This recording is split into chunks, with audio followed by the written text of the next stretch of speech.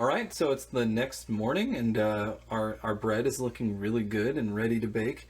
We have a little bit of rice flour that we're going to be using to dust the top of the bread before it goes inside our cast iron Dutch oven.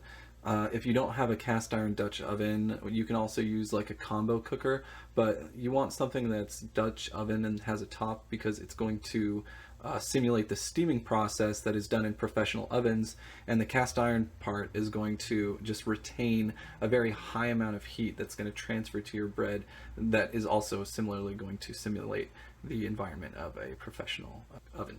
So we're going to put the Dutch oven into the oven at 500 degrees, and then we're going to let our dough sit out during that time. Once the oven has reached 500 degrees, we're going to remove the cast iron Dutch oven. We're going to sprinkle some of the rice flour into the bottom of it so it doesn't stick and we get that classic kind of bottom with the bread. And then at that time we're also going to turn the temperature down to 450 degrees. We're going to let it go for about 20 minutes, take the top off, and then let it go for about another 20 to 25 minutes until we get a nice brown burnished looking crust. So now our oven has reached 500 degrees, and here's our combo cooker. We're gonna take our loaf and we're gonna put it inside, but first we're gonna put in a little bit of this white rice flour.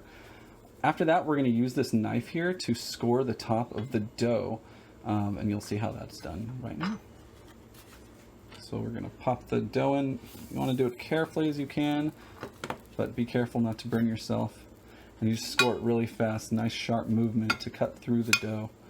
And then we're going to use these hot pads that are able to withstand the 500 degree temperature of the oven. You've got to make sure that you have something that can withstand that temperature. So then we put the top on, and we're going to put it inside the oven and put the temperature back down to 450 degrees and leave it for 20 minutes.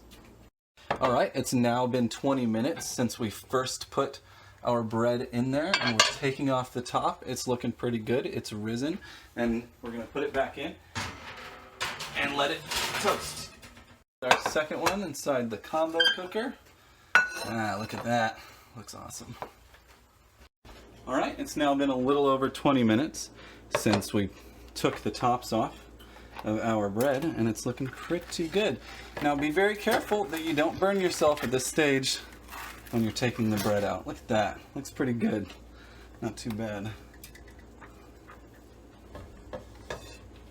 This is our second loaf. Here we go. And there, it's nice to leave it on a rack to let it cool down, and then when it's done you can put it in a bag and leave it in the fridge for a little while and eat it when you want.